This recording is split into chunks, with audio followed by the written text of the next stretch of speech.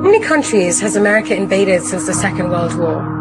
America has been in 19 wars since World War II. The death toll from modern American wars killed in the name of freedom is over 20 million and counting. They have overthrown 36 governments, attempted to assassinate over 50 foreign leaders, and dropped bombs on people in over 30 countries. Syria was the latest of 14 countries in the Islamic world that US forces have invaded, occupied, or bombed.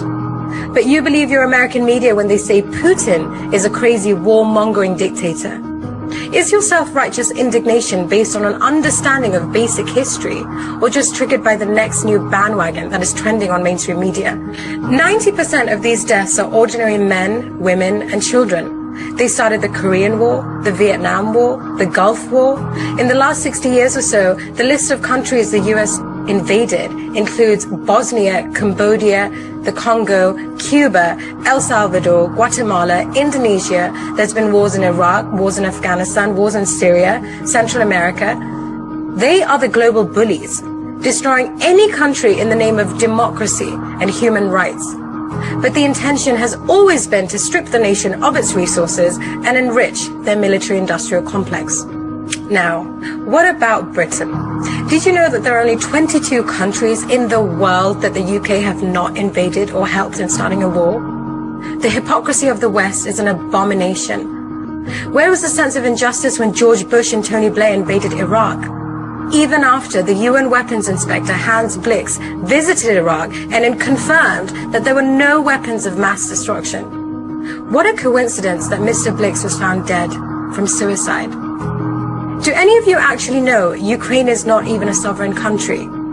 The state of Ukraine does not exist.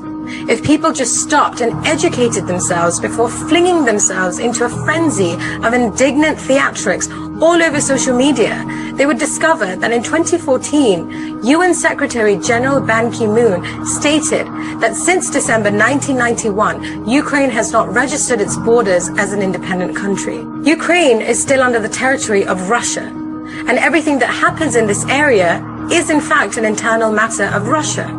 And as far as Putin is concerned, there is no invasion. But now suddenly you're all Ukrainian.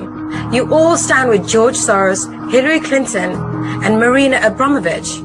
Everyone is so used to instant news, like instant coffee and instant noodles or instant text messages, you don't have the patience to step back, to query the historical context of present-day events, to educate yourself on an intricate and complicated ancient conflict.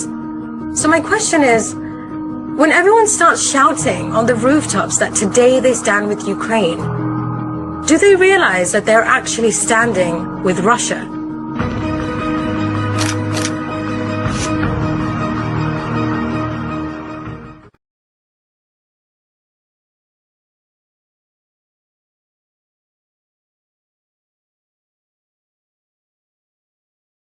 There's no doubt about it, we're living in times of catastrophic crisis where the lives of innocent civilians are sacrificed in the wars of their masters. Yes, in Ukraine, but not only.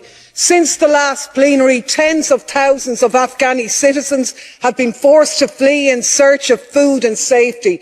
5 million children face famine, an agonising and painful death, a 500% increase in child marriages and children being sold just so they can survive, and not a mention of it, not here, not anywhere. No wall-to-wall TV coverage, no emergency humanitarian response, no special plenaries, not even a mention in this plenary, no Afghani delegations and no statements. My God, they must be wondering, what makes their humanitarian crisis so unimportant? Is it the colour of their skin? Is it that they're not white, they're not European, that their problems come from a US gun or a US invasion? Is it that the decision to rob their country's wealth was taken by a despotic US president rather than a Russian one?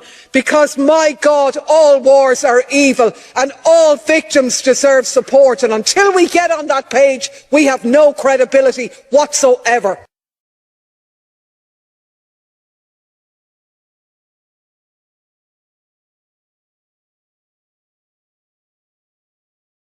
Now here's something you are not going to hear on the mainstream media.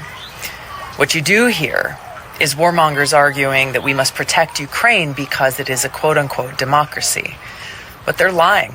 Ukraine isn't actually a democracy. For example, to hold on to power, Ukraine's president shut down the 3 TV stations that were openly criticizing him and his policies, imprisoned the head of the opposition political party that had come in second place in their elections, and went and arrested and jailed that party's leaders. This is exactly what Putin has been accused of doing. But Ukraine did this all with the support of the United States.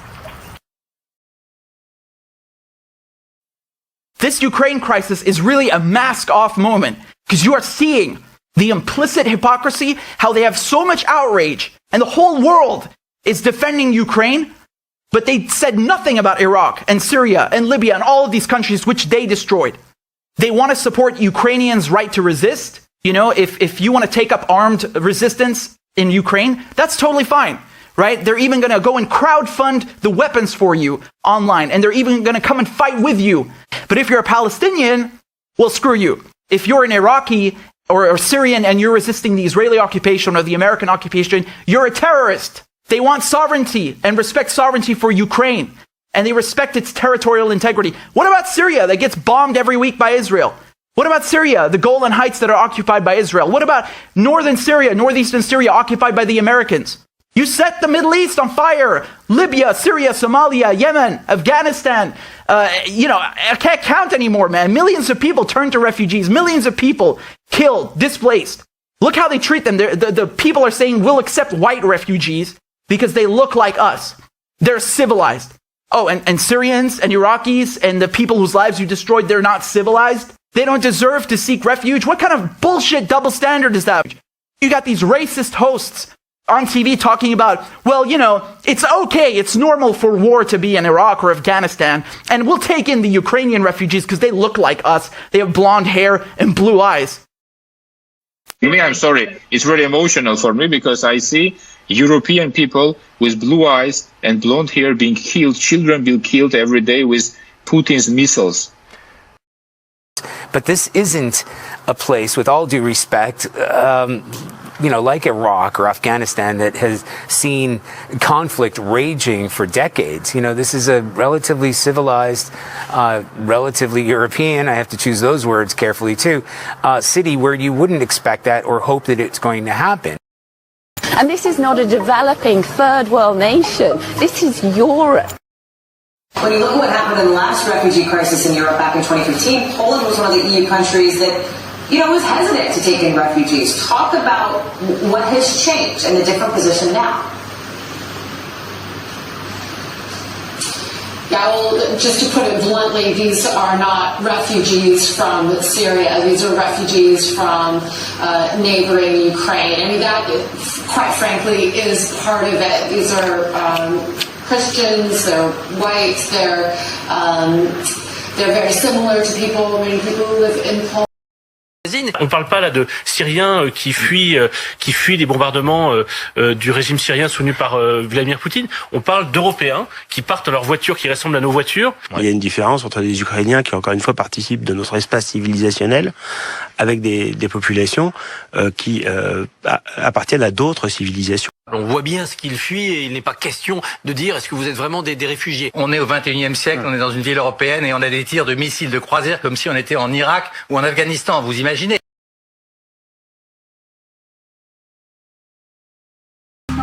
The small fringe minority of people who are on their way to Ottawa or who are holding unacceptable views that they're expressing do not represent the views of Canadians who have been there for each other, who know that following the science and stepping up to protect each other is the best way to continue to ensure our freedoms, our rights, our values as a country.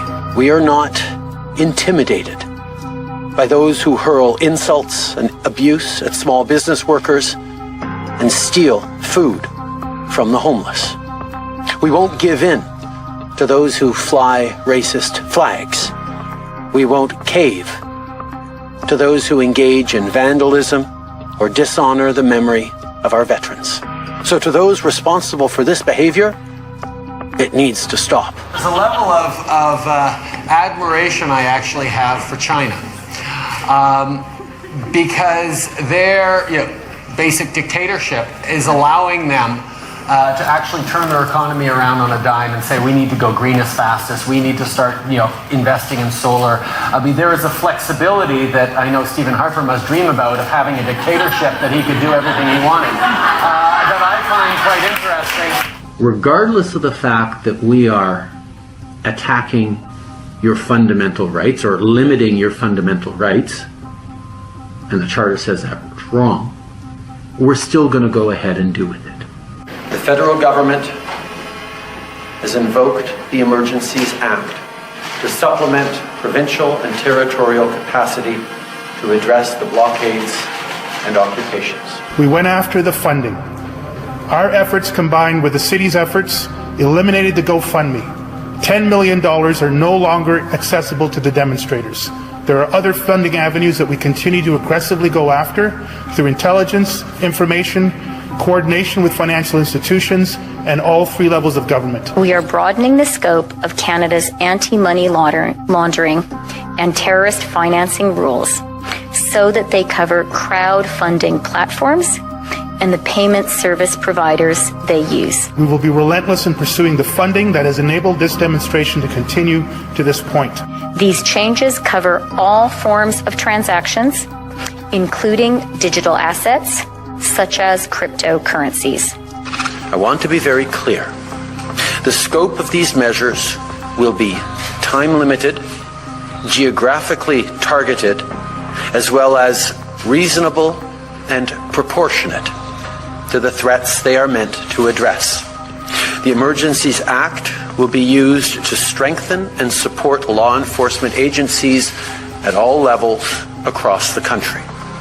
This is about keeping Canadians safe, protecting people's jobs, and restoring confidence in our institutions.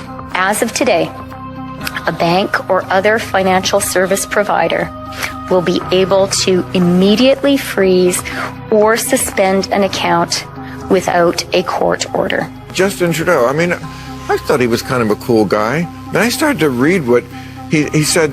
This is a couple of weeks ago. He was, or maybe this is September, but he was talking about people who are not vaccinated. He said they don't believe in science. They're often misogynistic, often racist. No, they're not. That was not smart of him at all. Right. He said, but they take up space. And with that, we have to make a choice in terms of a leader as a country. Do we tolerate these people? It's like, tolerate them. Now you do sound like Hitler. Canada and our allies will defend democracy. We are taking these actions today to stand against authoritarianism. The people of Ukraine, like all people, must be free to determine their own future. We will continue working with our international partners to safeguard Ukraine's territorial integrity and prevent further Russian aggression.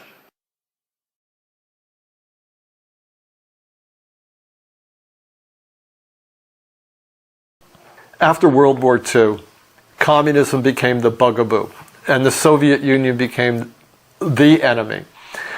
And even though, and one of the things the CIA did right after World War II was hire a lot of Nazis.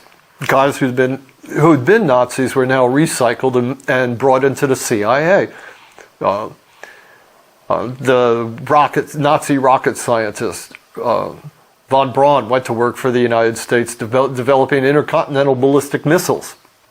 So the Nazi past was forgiven, and Nazis went to work for the United States, including a guy named Reinhard Gehlen, who'd been the Nazi military intelligence officer in charge of operations against the Soviets in Eastern Europe. And this guy Gehlen became the head of the CIA's main intelligence operator into East Berlin and areas like the Ukraine, where the Nazis had intelligence agents during World War II. And this guy Reinhard Gehlen, on behalf of his new CIA masters, just activated all the agent nets that he had during World War II. The same thing was going on in Ukraine, although the Ukraine had very much large swaths of its population were fascists and were actively involved against the war against the Soviets, and were enemies of the United States in World War II. After World War II, they became assets of the CIA. So the CIA has been developing fascist assets in the Ukraine for 70 years. And every year, since 1948, when the CIA went into operation, it has had a station in the Ukraine with a CIA officer who's running operations. And those operations have all been directed against first the Soviet Union, and after the collapse of the Soviet Union, against Russia. There's a lot of momentum that has built up over 75 years. Vast agent nets have been put in place. Sleeper agents have been in place for decades, and they're all working against Russia, which is why nowadays it's so hard for the mainstream media and the government to shift and even consider for a moment having good relations with Russia. NATO, its whole mandate and its whole reason for its existence has been to threaten and roll back Russia and eventually sabotage and subvert it and put it out of business. And Ukraine, the CIA's operations in the Ukraine are the cutting-edge vanguard of this effort. So if you look at recent events in Ukraine, you have to see them in that context. How, for decades, the CIA has been trying to recruit Ukrainian politicians, Ukrainian businessmen, who are sympathetic and compatible with Western American ideas and values and interests of fighting against the Russians, and recruiting them and putting them in place, and setting them up with bank accounts, giving them paramilitary training, everything the CIA does across the board. Ukraine has been the vanguard of this operation against Russia. The details are in my book. The CIA's organized crime, how this works at the agent level, how the CIA would go around and work with after the coup that threw out a pro-Russian government and installed a pro-American anti-Russian government, how the CIA already had security services and military people in place who were able to create private militias that would then work against individuals in the Ukraine who were pro-Russian, how they, just like treating it like South Vietnam or any other country that the United States occupies. And that is the situation in the Ukraine. The United States occupies Ukraine.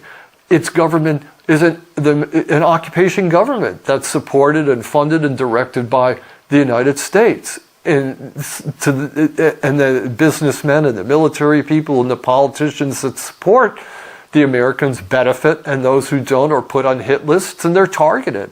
And that's basically the history and the summary of what's going on in the Ukraine. And the CIA, through its agent operations, which have been in place for 70 years, is at the vanguard of that operation. So is the intent and purpose of the CIA and American involvement in Ukraine to topple Russia, to balkanize Russia? Oh, absolutely, but also to steal Ukraine's, to take all the natural resources that are available there, the profits that can be had. I mean, it's capitalism.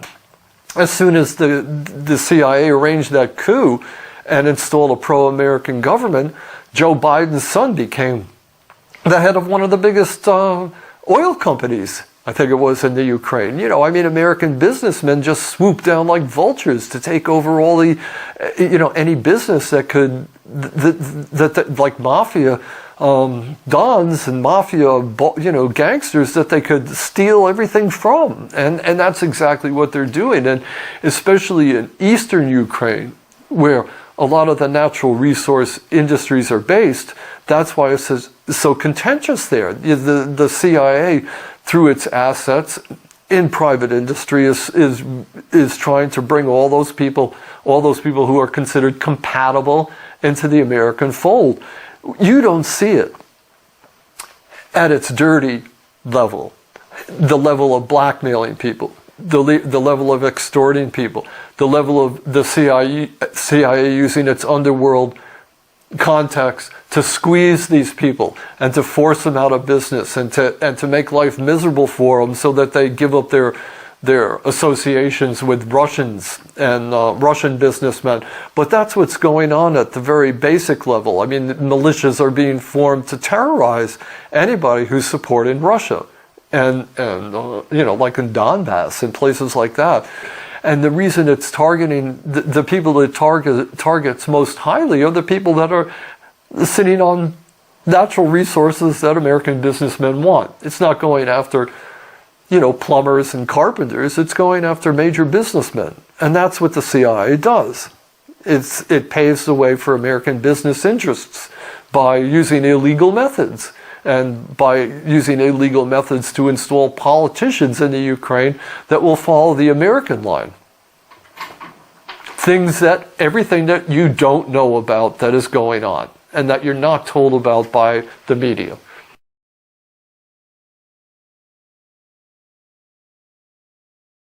Outlined there, for the past 6 years, we've lived with a Remainer chattering classes who have demonized national identity. They've described national sovereignty as being basically xenophobia. They've mocked everyone who waves the English flag or the UK flag. And now, lo and behold, with the crisis in Ukraine, they've discovered that actually those things are very important and they have real meaning. And there's a real hypocrisy to this, from people who support the EU and from the EU itself. They're now talking about how important national sovereignty is in Ukraine. These are the people who have undermined national sovereignty, not only in the UK, but across Europe over the past few decades. So I'm glad they're finally discovering that national sovereignty is important. I wish they'd discovered it a bit sooner.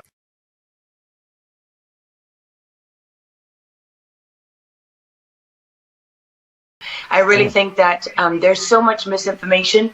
We've never really seen anything like it. I mean, I've been covering wars now for 35 years, and I have never seen people with their nails done in the Ukrainian flag, right? I mean, we're being corralled into this box where we either have to hate Vladimir Putin and believe everything evil that's said about him and love Ukraine, and there's no in between. And that reminds me a lot of you're either, a white supremacist, or you go with the Democrat narrative on everything under the sun.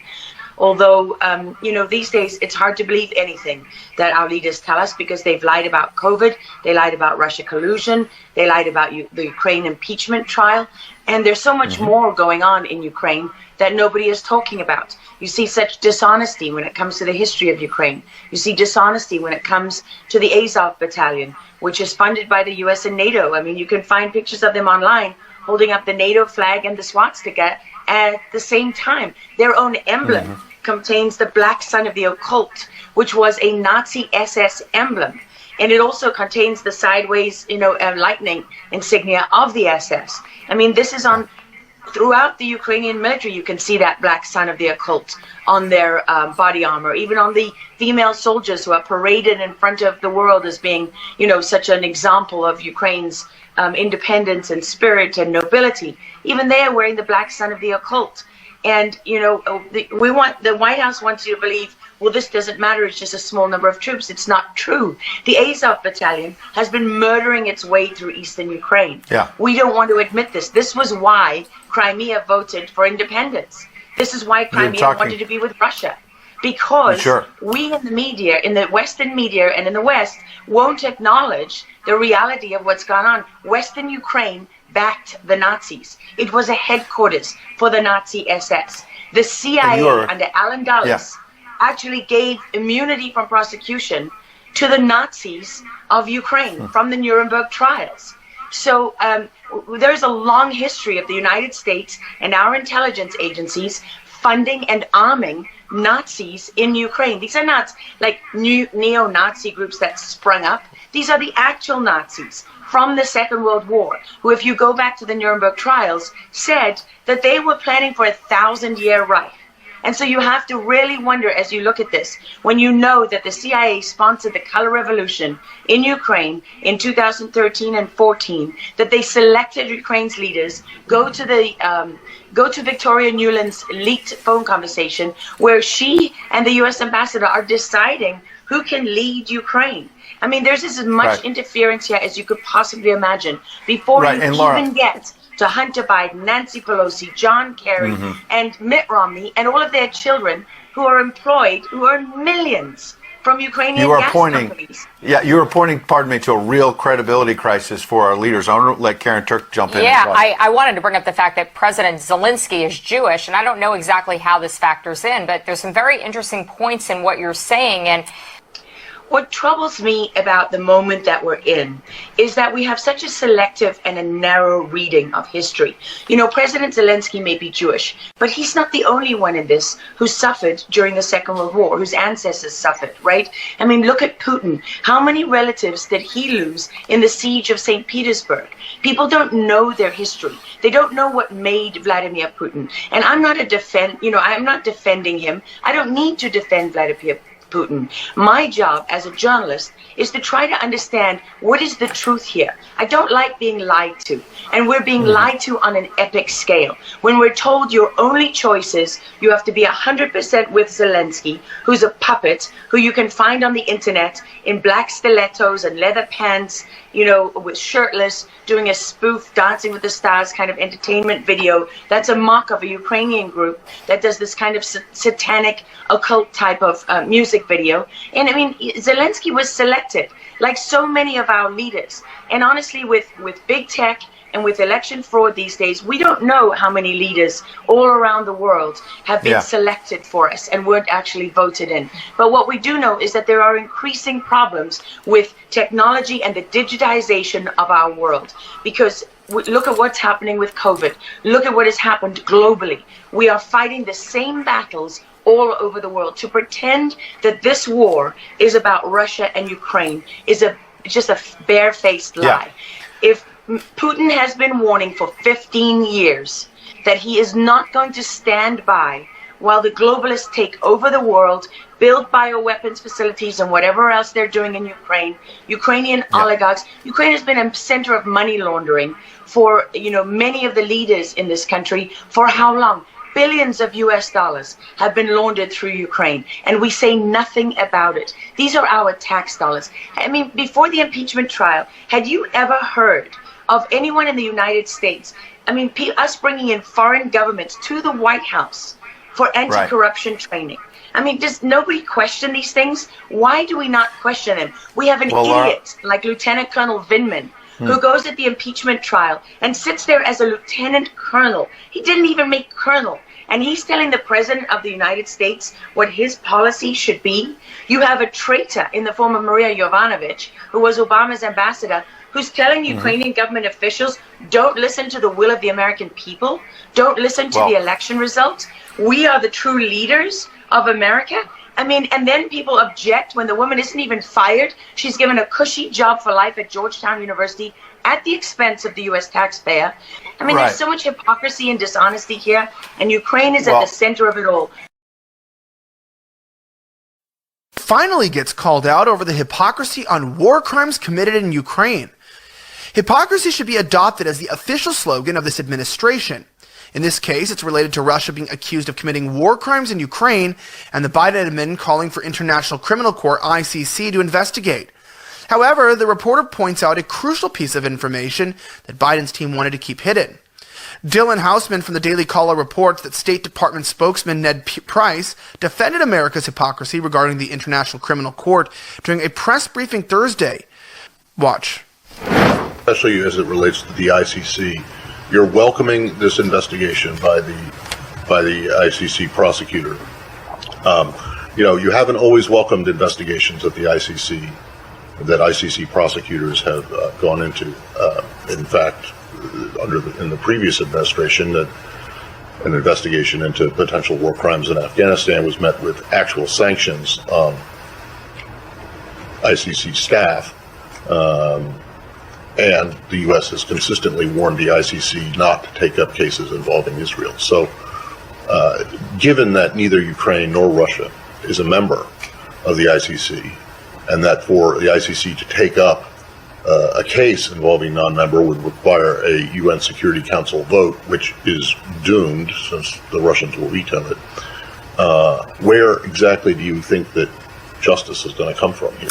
Well, Matt, not only is neither Russia nor Ukraine a state party to the Rome Statute, neither are we, as you know. And the concerns we have over the ICC is a certain of jurisdiction in certain circumstances. Those remain. Those have not gone away. But at the same time, so those concerns relate only when the U.S. is being. You have those concerns only if the U.S. is being investigated or Israel? The United States, as we've spoken to, has the capability, has the wherewithal to conduct independent, thorough investigations. But we recognize the meaningful role that the ICC can play in promoting accountability for atrocities. And we have supported and will continue to support the ICC's efforts in certain cases.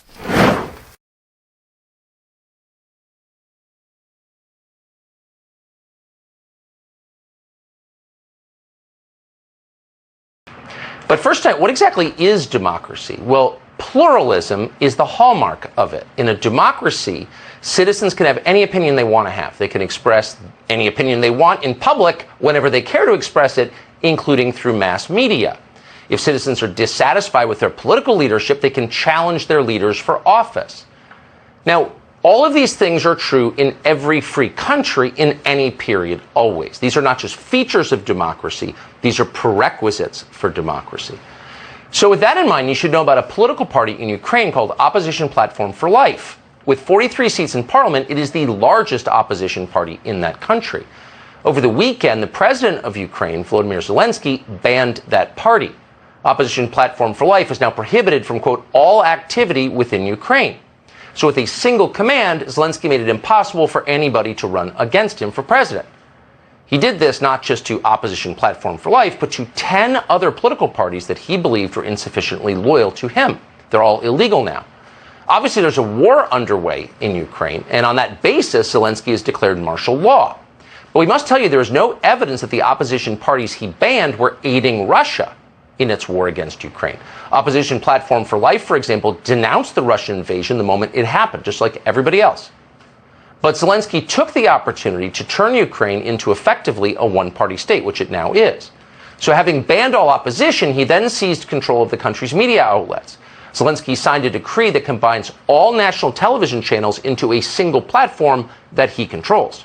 He described this as a, quote, unified information policy, and it certainly is unified. So if all of these details seem shocking to you, if this is not the Zelensky you've heard about on the Today Show, then you may not have been paying attention to Ukraine. Zelensky has been solidifying complete control over Ukraine for a long time, since long before the Russian invasion and the war. Last year, he had his main political opponent arrested and his assets seized by the state. At the same time, Zelensky shut down 3 of Ukraine's most popular television networks, channels that, not coincidentally, had criticized him. So how should we as Americans assess this? Well, first and most obviously by admitting this is authoritarianism, it's not democracy. And with that concern in mind, you should be very worried by your leader's response to what's happening in Ukraine, the growing dictatorship there. And that's the word for it. What's another word for it? If you have ideas, send it to us. On the very same day that Zelensky shut down opposition media and all opposition political parties, professional liar and Atlantic magazine pundit David Frum posted this on Twitter, verbatim, quote, Ukraine may be the first example in human history of a country that, under the pressure of war, is becoming more tolerant and more liberal. Right. So when you outlaw all criticism of yourself, that's called tolerance. It's called democracy. But don't take the word of a single Canadian warmonger propagandist. David Frum is hardly alone in telling you that. All of Washington is telling you that. Watch. So proud of President Zelensky and the courage that he has shown. And in Congress, we are trying to get the administration on board. President Biden is showing moral leadership, just like President Zelensky is showing moral leadership. He, of course, by his example, shows the kind of courage we all hope we can reach and provide at a moment of real testing. Government doesn't give us our rights. Our rights come to us from God, and government is just a shared tool to secure them. And you see that spirit, that American Philadelphia 1787 spirit in Zelensky right now. God, these people. And again, on one level, you can understand why people are whipped into an emotional frenzy when they talk about Ukraine. Why wouldn't they be? Russia's invasion of Ukraine was shocking. It was wrong. The suffering of civilians there is entirely real. We're watching it on TV. It's horrifying. So it's entirely natural to root for the Ukrainians to expel the invaders, and obviously we are rooting for them to expel the invaders, Russia. But just because what Russia has done in Ukraine was wrong doesn't mean you have to lie about the Ukrainian government. In fact, if you really cared about the Ukrainian people and all the people you just saw on TV, we care so much, you wouldn't want them to live under a dictator. So you'd be highly upset about what Zelensky just did. So again, Ukraine was invaded by its neighbors, and we oppose that. We should oppose that. But that doesn't mean Ukraine is a democracy. It's not. And we shouldn't tell Americans it is, because that's a lie. Why go the extra step to tell us that Ukraine is a model democracy when it's not at all? So maybe you're starting to conclude that these people love Zelensky not because he represents the Ukrainian people, but because Zelensky is exactly the leader they would like to be, with wildly expanded war powers to make everyone who complains shut up at gunpoint.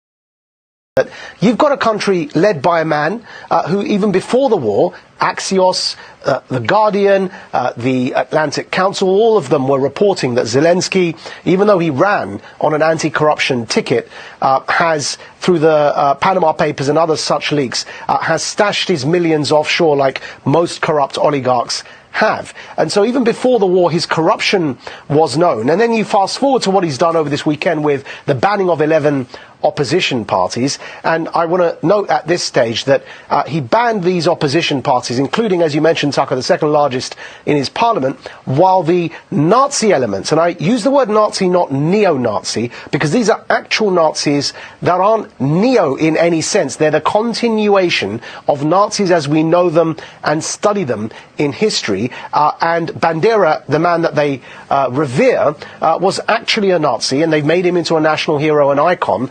The Nazis in Ukraine have not been banned by Zelensky. And so this is a very interesting point, that you've got a man that's, that we're hailing as a democratic icon who's fighting for freedom and democracy in our way of life, banning all opposition parties, controlling through the state the media narrative, while refusing not only to ban Nazis, but having, after not banning them, incorporated them into his state as a battalion, formally serves in the Ukrainian National Guard. Now, people say to that in response, yeah, but Majid, there are racists in every country.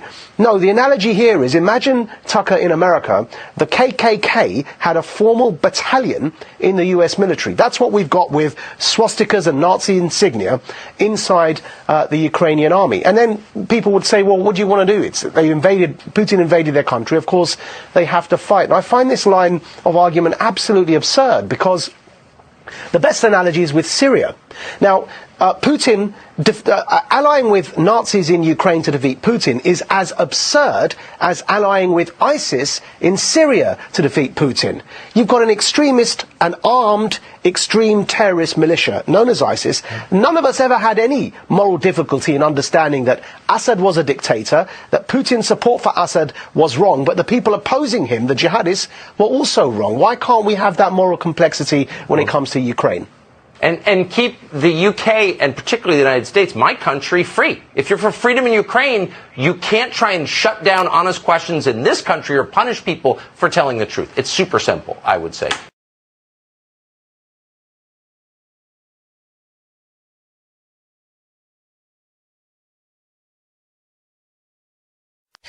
Я знаю, що як журналіст я маю бути об'єктивним, маю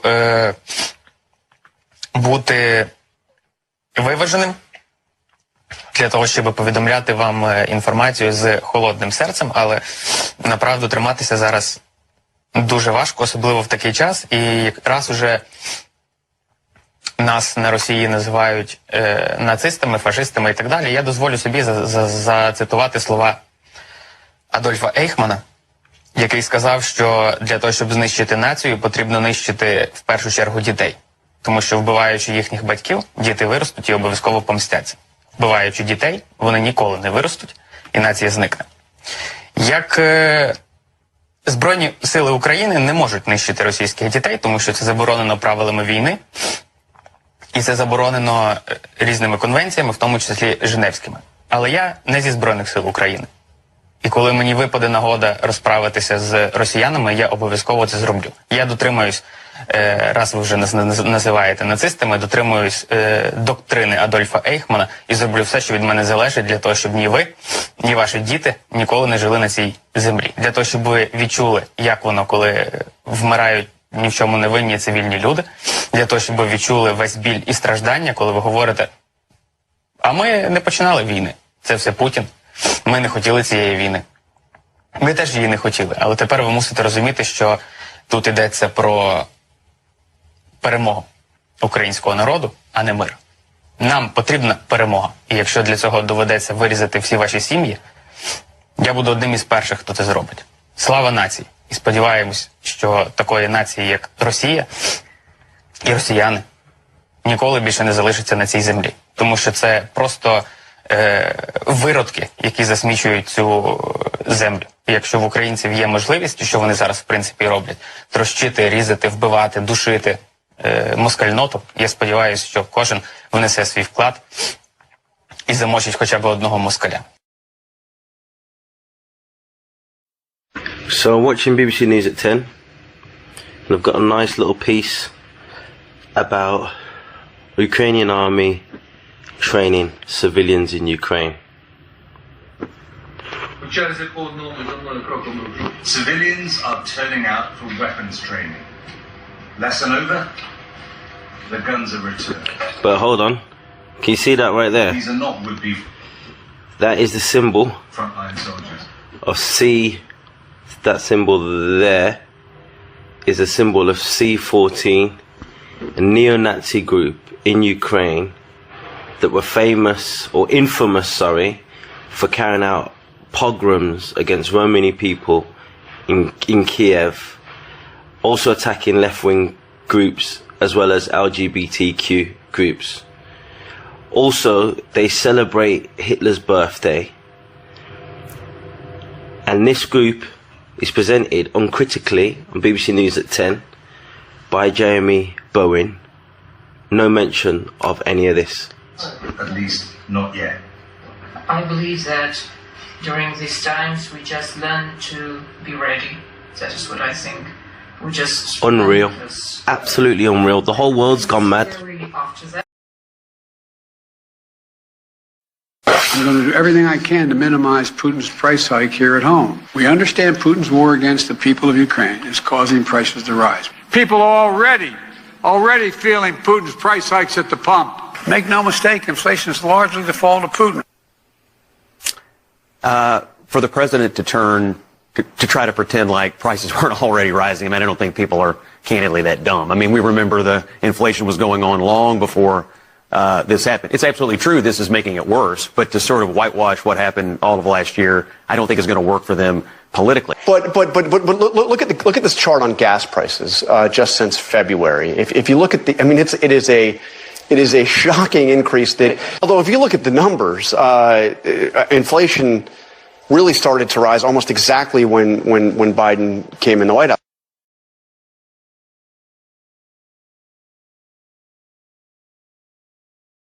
That's right. We need to defend this democracy, and we need to make sacrifices. We need to pay more for fuel because we're doing this for democracy, to spread democracy. Yes. Well, let's look at the democracy in the Ukraine here. We're calling it a basket case. democracy here. Let's just take a look at a little bit of history background here. That's Yatsenyuk and Poroshenko. They were installed by the United States as prime minister and president, respectively, the interim government, after a bloody overthrow, violent overthrow of a democratically elected president, which the West did not like.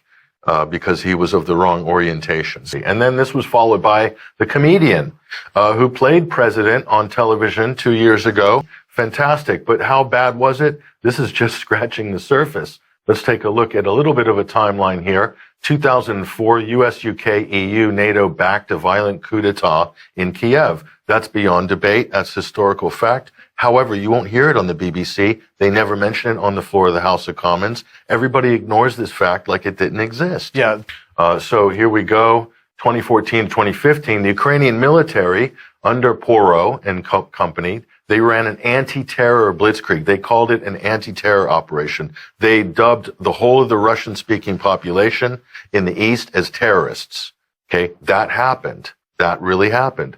So they ran a blitzkrieg, and that prompted the Minsk Accords. So Minsk 1 and 2 in 2014, 2015, that was the de facto peace process, internationally recognized. But what happened after that? Well, Ukraine government stated its policy is not to ratify nor implement the Minsk Accords. They're very open about that.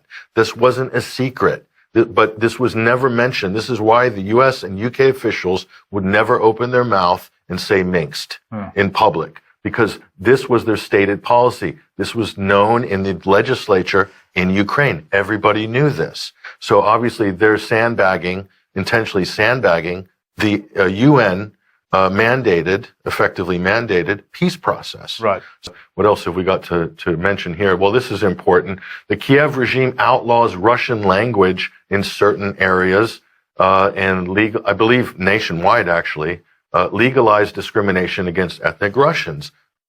What a burgeoning democracy this is. And by the way, if you look at the democracy index globally, Kiev is about 85th out of 160 or so. 60 or so. So they're not very high on the league table. Let's just put it that way. Here we go, 2014 to the present. Kiev regime outlaws certain Russian opposition parties. What else? They're arresting television station journalists, editors, taking TV off the air. This is normal bill of fare for Kiev, for this lovely democracy in Ukraine. And so, again, 2015 to the present, Ukrainian forces shelling civilians in the Donbass, who they've deemed as being not full people in their own country, not allowed to speak their own language. This is a population of 4 million, Mike. Yeah. So this 4 million people have been disappeared and canceled by the Western mainstream media, by our well-informed politicians. It's as if these 4 million people have no rights, don't exist. They might as well have fallen off the edge of the earth. Okay. So that's how we've got to this point. They've been completely erased. To this day, they won't even mention that there's millions of people living in there who were being targeted militarily by a country who were arming.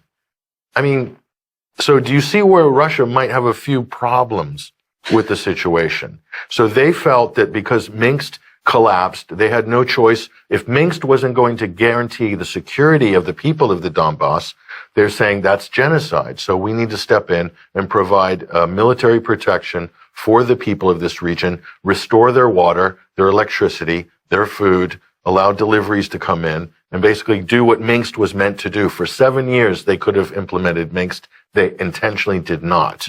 And the US and the UK and the EU were complicit in that, because as soon as Minsk was implemented, the quid pro quo was sanctions are lifted by the EU. And we can't have sanctions lifted against Russia. That's right. So now Minsk is dead. A new raft of sanctions have been lopped on top. Isn't that interesting how this has played out? Again, you won't hear this analysis on the mainstream media. You won't hear it. This is the new normal for our security. Peace cannot be taken for granted. Freedom and democracy are contested by authoritarian regimes, and strategic competition is on the rise. We must respond with renewed resolve an even stronger unity. North America and Europe together in NATO. We are an alliance of 30 democracies standing as one. We will protect our people and our values. Democracy will always prevail over autocracy. Freedom will always prevail over oppression.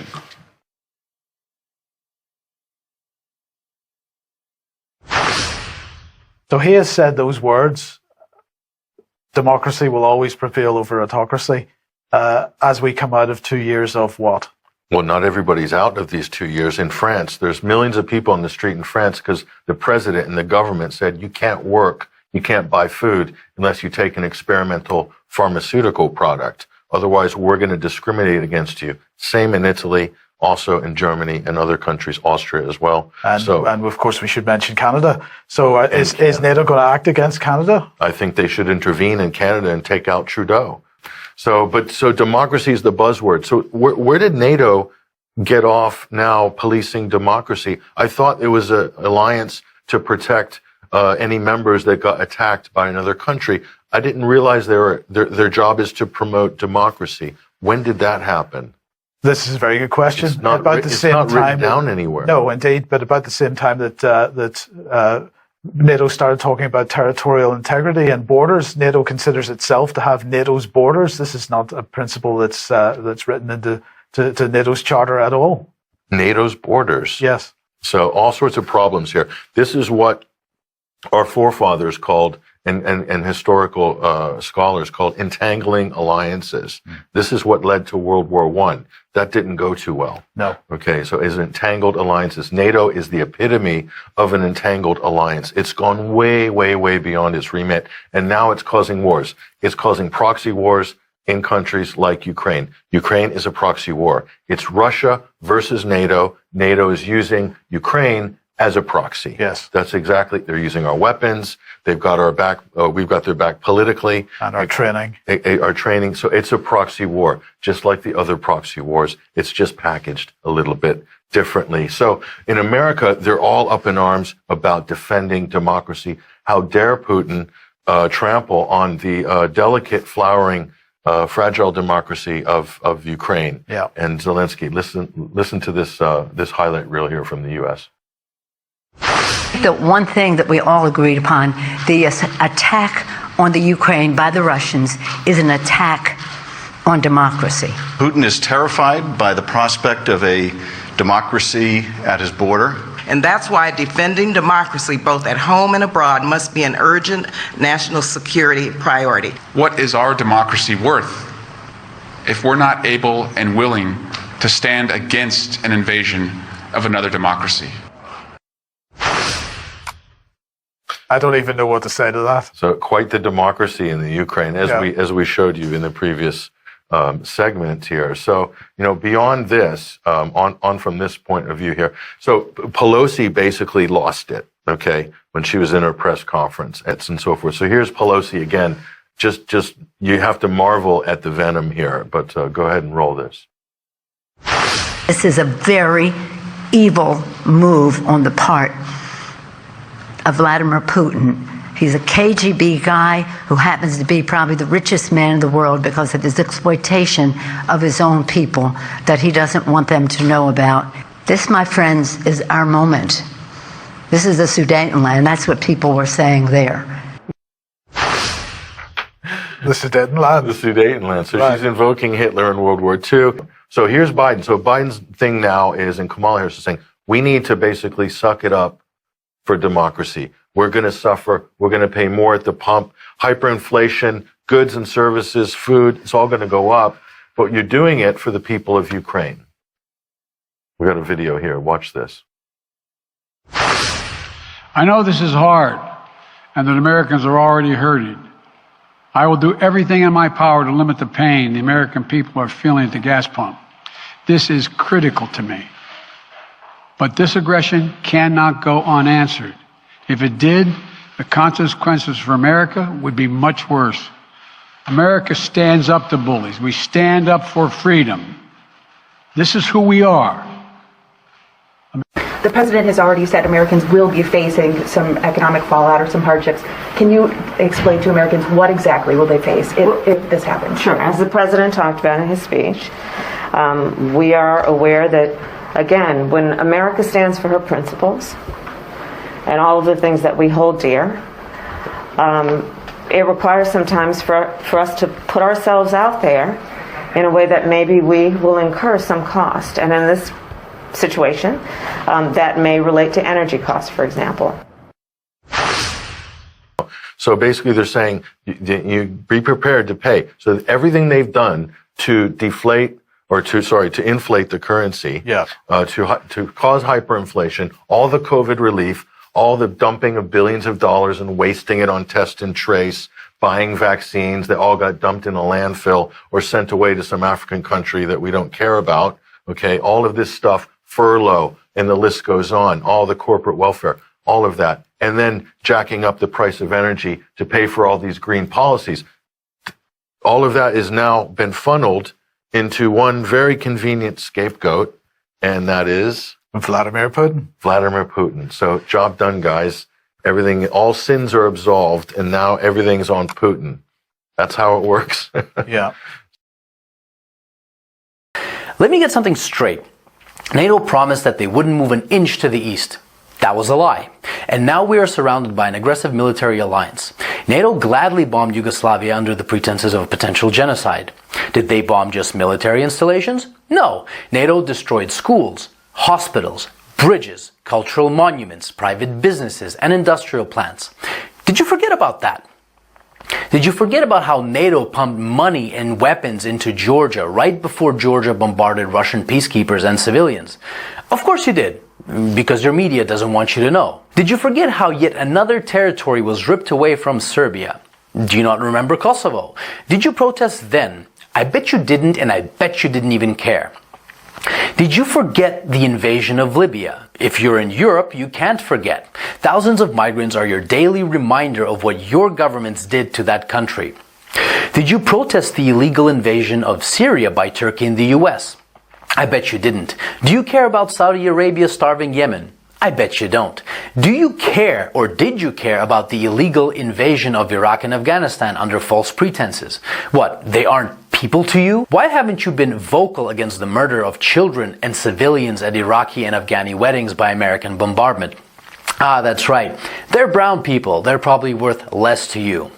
Where were your crocodile tears when Kiev started bombarding Ukrainian Russians in the east simply for doing the exact same thing as the Ukrainians did in the west, was to get rid of a corrupt government? Where were your crocodile tears when Kiev shut off electricity and water to Crimea?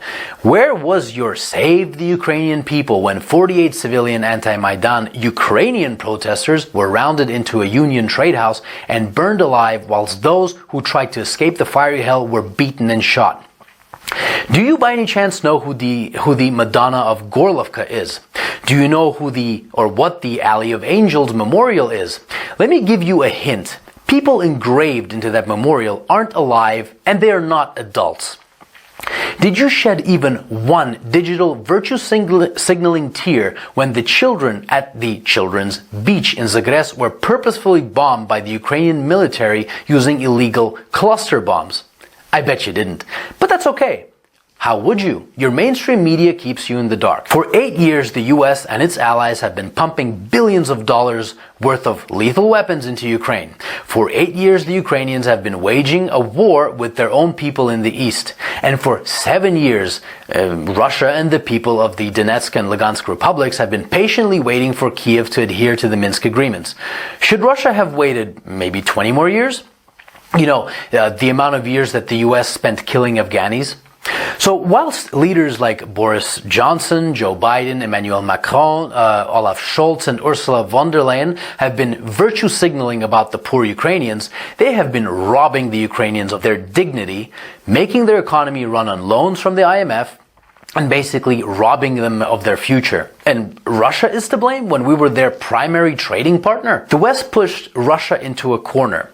Protect yourself from an increasingly hostile neighbor who wants to become part of a hostile military alliance called NATO and lose Nord Stream 2, for example. Or watch Russian Ukrainians get slaughtered by the thousands. And since it did, what do you think your tax dollars were doing in Ukraine? That's right. Your tax dollars were used by Ukrainians in the West to kill Ukrainians in the East, and you didn't give a flying fuck about it. So if you haven't been following this conflict from day one, and now you put the blue and yellow flag on your photo, wipe away your crocodile tears, please, and find out why your governments have been supporting those who have made a Nazi criminal, Stepan Bandera, their national war hero. So if you haven't been crying for the collectively millions of dead Iraqis, Afghanis, Syrians, Libyans, Yugoslavians, and East Ukrainians these past 20 years, but you're crying crocodile tears for Ukrainian military installations, wipe them away and think about what your governments have been doing and what they're still doing. And I hope that this 8-year story of a war started by a criminal Ukrainian government against its own people can finally come to an end, and Ukrainians and Russians can finally live in peace.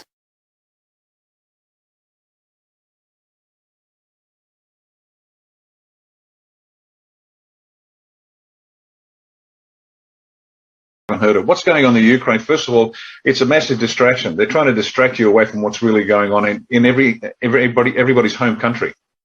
Now, the Ukraine is, this is not what you think it is. The Ukraine, let's get technical first. The Ukraine is not a sovereign state. It does not have internationally recognized sovereign borders. It's still part of Russia, has been since the 10th century. But this is like Russia invading Russia. That's all it is. Now, second point. The Ukrainian people are very upset, particularly the Ukrainians in Australia. I get it. But guess what? You've been lied to, just like the Australian people have been lied to. We think we're a sovereign nation. We're not. The Ukrainians think they're a sovereign nation. They are not. See, the truth is slowly going to come out about what's really going on. And what's really going on is this. The Ukraine has been the center of the globalists for decades and decades and decades. 70 years at least. CIA, which is not a good organization. They're the implementers of deep state, let's say. They've been working in the Ukraine for 70 years, building up a resistance to everybody and everything. Why? Because they needed to bring the Soviet Union down, but they also want the resources that are in the Ukraine. That's what this is all about. Particularly Eastern Ukraine, massive natural resources that CIA goes in, gets control of, and American business interests, and they're not business, they're just robber barons. They're not legitimate businessmen, they just want to steal, and that's what goes on. And so they're taking that away from Russia and the Ukraine. And on top of that, it's the center of the deep state. They are going to tell you their stories about possible nuclear war and Vlad's the bad man. This is the war with Russia that they wanted with Hillary Clinton as president. Because she lost, the whole war against Russia was postponed. This is the plan they always had, to destroy Russia, because they don't have a banking system that is under the Rothschilds. What a dangerous course of action that is. So that's the Ukraine, and so pay attention, but please do your own research. Don't, for goodness sake, don't watch mainstream media, because if their lips are moving, just like the politicians, if the media's lips are moving, they're lying.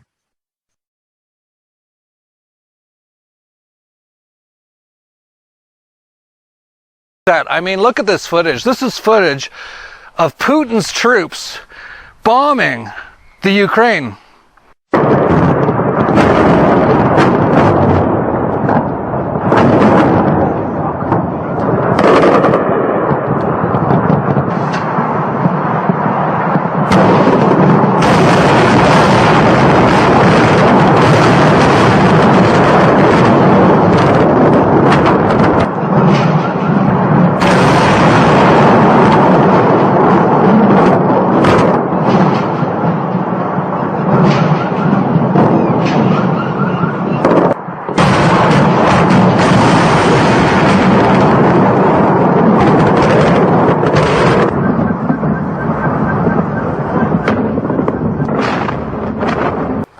Oh, sorry, that was the US bombing Iraq. Yeah, remember that one? Where they said they had weapons of mass destruction. Total lie. Everyone knew it was a lie. I knew it was a lie at the time. That was like, what, 20, 30 years ago? I was like, that's a total lie. And they just went in and killed like 1 million Iraqis for no reason. It was all based on a lie. And no one stopped buying U.S. products. They should have. Like, really? Like, if you were going to like stop buying one country's products for any reason at that time, it would have been a good reason. Because that was like one of the most heinous things ever done.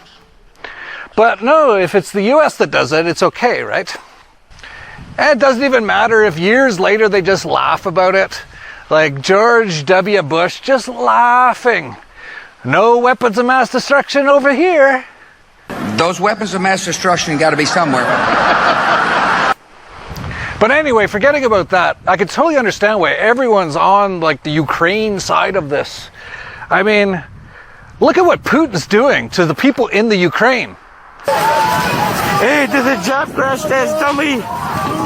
The fucking Nazis are burning us down. Then they're putting the firehouse. It's a scorched earth policy. These fucking Nazis. These are thugs. These are rent-a-cops. They're fucking Nazis. The whole... Fuck you! Fuck you, you fucking Nazi pigs! Oh wait, that's New Zealand. Well, there must be a reason everyone's like all just instantly on the Ukraine side of this with all the horrible things Putin's doing, right? Like, look at this. It's Putin's kill squad surrounds a Ukrainian family in the mountains after killing a teenage boy and the family dog. The Russian soldiers then shoot a mother with a child in her arms. Oh, sorry. That wasn't the Ukraine either. That was the FBI and the ATF at Ruby Ridge. Ah, jeez. Well, I can totally understand why everyone's like so upset about what's going on in the Ukraine. I mean, look at this before and after photo. Here's before. Beautiful place. And afterwards, just absolutely destroyed by bombs. Oh wait, that's Syria after the US attacked it. But, you know, I can see why everyone's super pissed off at Putin. Like, what an animal, what a monster. Like, I found this. Unconfirmed. Yes, we came, we saw, he died. Oh wait, that was Hillary Clinton and Libya. Huh. Well, you know, Putin, what a monster though. Like, we should like make it so anything any Russian person ever does, like we just hate them for all this stuff. Like look at this. Putin's been bombing like men, women, and children just randomly in like Yemen and Somalia for like years. Oh wait, that was like Barack drone bomber, Donald Trump, and now Joe Biden doing all that stuff. Huh. Well, if you think what's happening in the Ukraine is bad, wait till you hear what's been happening in Palestine for the last 50 years. I can see why the whole world is just mesmerized by this right now, you know, because this came out of nowhere. It's not like there hasn't been a Russian-Ukrainian war since 2014, where Soros and the US came in and overthrew another democratic government in the Ukraine, put in their own puppet Nazi government, and yeah, so I could see why everyone's so upset about this.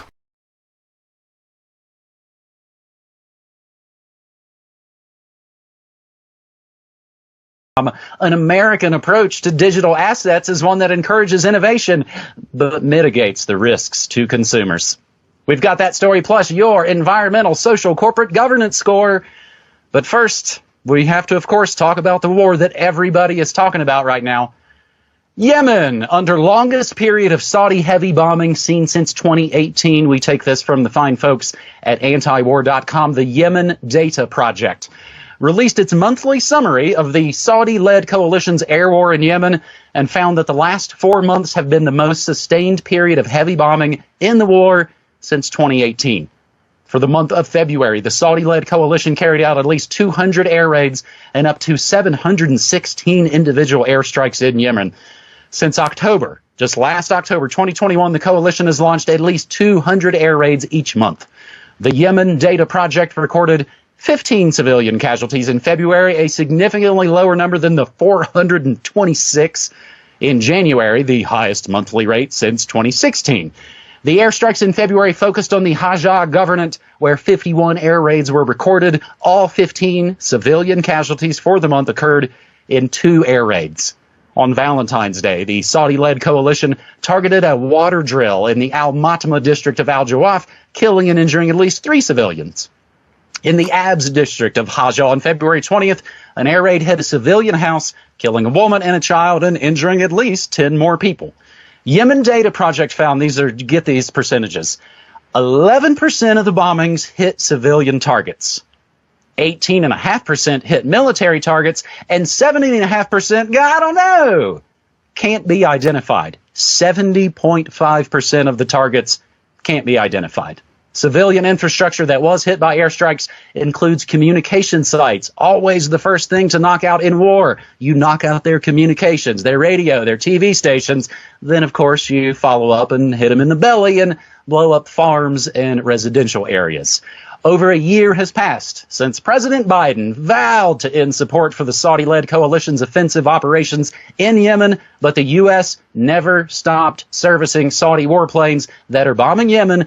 And recently, not only did they not stop, they've escalated their role in the war by helping the United Arab Emirates intercept Houthi missiles. Pretty sure, James, the UAE was softened up. I believe it was President Trump. That's right. The words fail me at times like this, because stories like this really bring home the absurdity of our society generally, and the way that it's structured, and the way that people can be made to look at any story that the mass media wants them to look at, and only think about that, only talk about that, only care about that, even if the exact same type of story is playing out somewhere else. In fact, on a bigger scale. Doesn't matter. They're not talking about that, so we won't think about it.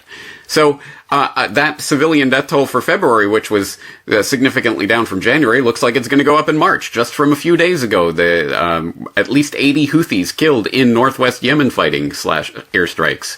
So yes, again, Saudi-led forces carrying out a series of operations in northwestern Yemen's Hajj district, killing at least 80 Houthis and wounding scores of others, including women and children. But those aren't the right type of women and children. Those aren't the ones we're focusing on.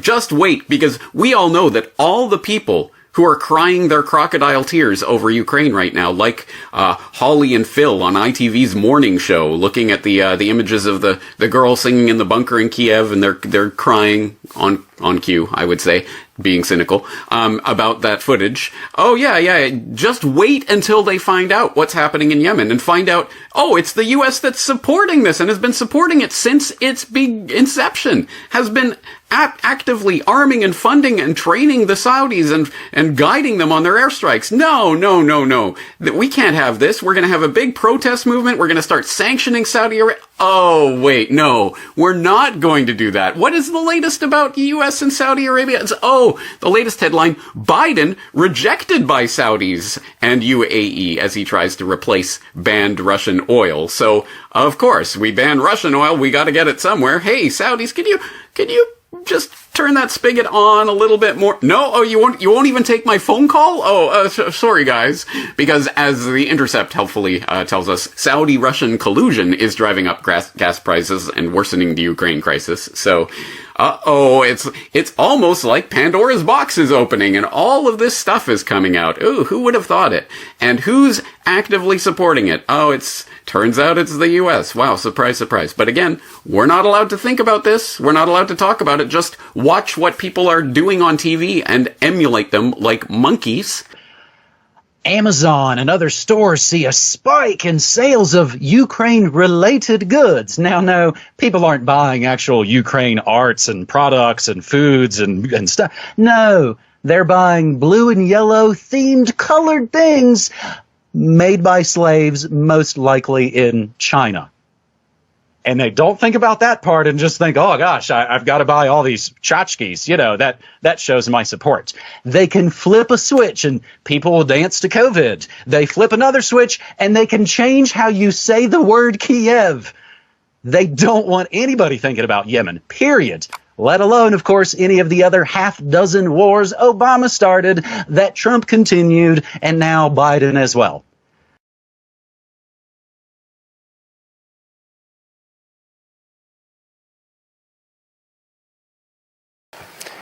And all of us have rightly condemned the crimes against humanity that are being committed by Vladimir Putin in Ukraine. And the government has moved instantly, within 5 days, to sanction Putin's regime and take urgent action. And the strength of language that was used, rightly, against Putin as a barbarian, as a thug, as a murderer, as a warmonger, all of which are true, all of those things apply to the state of Israel in its treatment of the Palestinians, and yes, the government is concerned about its use of language and doesn't feel it is appropriate to even use the word apartheid when Amnesty International, the most respected human rights organisation in the world, and Human Rights Watch, within a very short period of time, issue these damning reports saying that Israel, since its foundation, has been built on a system of oppression and domination and apartheid and racism, involving the murder of unarmed, innocent civilians on a regular basis, arbitrary detention and imprisonment, land annexations, the displacement of people, the denial of basic fundamental rights to 6 million Palestinians who are displaced outside Israel and the occupied territories, to the right to the return to their homes, to the illegal blockade of Gaza, which has left, as they say in the report, Gaza in a permanent state of humanitarian crisis, denying people access to food, to water, and treating the Arab population as a whole, the Palestinian population as a whole, as an inferior race. I mean, it doesn't get stronger than this. And yet you want to be careful about your language. You're happy to correctly use the most strong and robust language to describe the crimes against humanity of Vladimir Putin, but you will not use the same strength of language when it comes to describing Israel's treatment of the Palestinians, when it is now being documented and detailed by two of the most respected human rights organisations in the world, and indeed has been alleged by dozens and dozens of non-governmental organisations, and to be honest, anybody who looks honestly at the decades of brutal, inhumane persecution of the Palestinians, successive assaults on Gaza, the annexation of their land and territory, the systematic application of apartheid rules, you don't want to even use the word apartheid. Never mind sanctions. 5 days sanctions against Putin and his thugs, 70 years of oppression by the Palestinians, and it wouldn't be, what was the word you used? It wouldn't be helpful to impose sanctions. Amnesty International are calling for Israel to be referred to the International Criminal Court for crimes against humanity. Will you support it? They are calling for targeted sanctions against Israeli officials who are perpetuating the system of apartheid, just exactly the same types of sanctions you've just initiated against Vladimir Putin. Will you support it? And I think the answer is clearly you're not going to. And then we ask the question, why? Why? And I haven't even got time to the briefing I organised this week about the people of Yemen and how Saudi Arabia, the most despotic regime in the world, armed to the teeth by the United States, Britain, France and others, killing 337,000 people in Yemen in the last 5 years, 10,000 children. Any action against the United States for arming them? Or Britain, or France, or Saudi itself? No. No action, no sanctions, no outrage.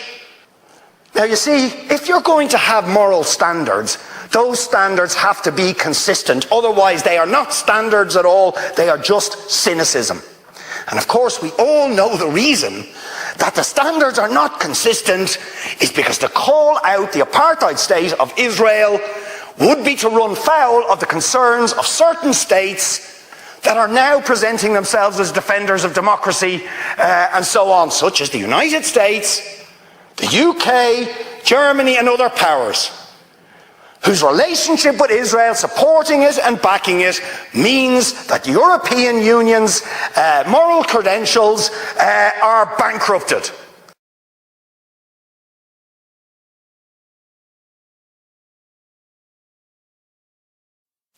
And here's this. Do you remember when this happened? Do you know what this is?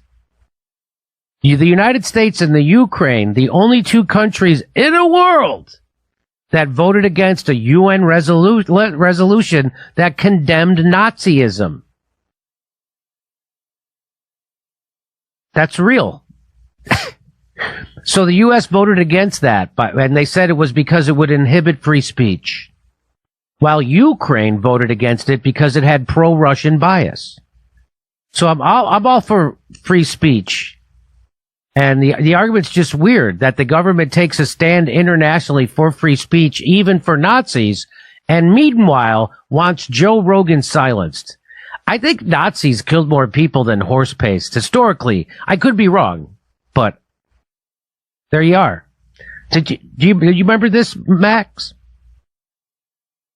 This happens every year. I mean, every year there's a UN vote to condemn Nazism. Russia introduces the resolution and the US and Ukraine vote against it. It's like an annual festival of Nazi apologia.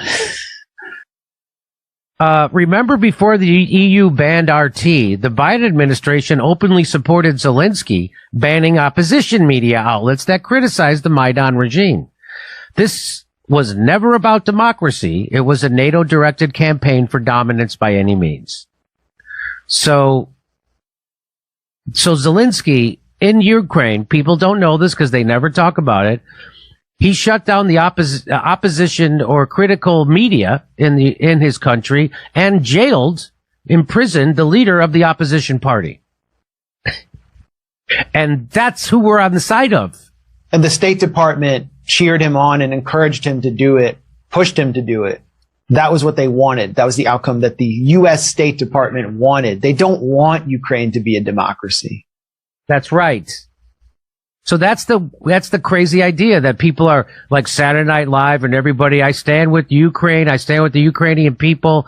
Well, yeah, Ukrainian people we all feel sorry for, but their government is 100% corrupt.